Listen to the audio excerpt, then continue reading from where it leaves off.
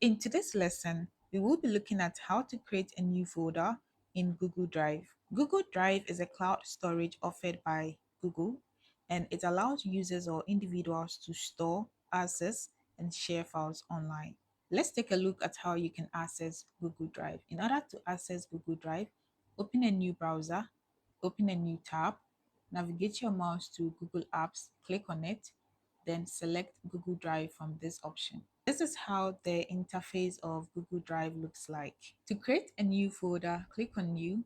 From the drop-down, select New Folder, type a name for your folder, and select Create Folder. After creating your folder successfully, it will be in My Drive. So whenever you need this particular folder, navigate your mouse to My Drive and it will be here. When you create a folder, there are a couple of things you can do with your folder. You can share your folder with others, you can download your folder, you can rename your folder, and you can start your folder. I will be uploading more tutorials on Google Drive. Do want to subscribe to the channel so that you don't miss out on any of these tutorials. When you click on these three dots, you have options to open your folder or connect your folder with other apps, and you can download, rename, you can share, you can organize your folder.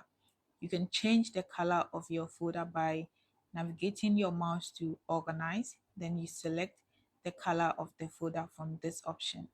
You can also delete your folder by selecting the three dots, then you navigate your mouse to move to bin. Your folder will be deleted when you select move to bin.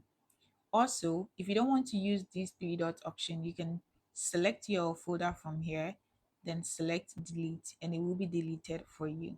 In case you want to see the deleted folder, you have to come to bin and it will be here. After 30 days, it will be deleted permanently. This is how you go about creating a new folder. Thank you so much for watching, and I'll see you again in my next video.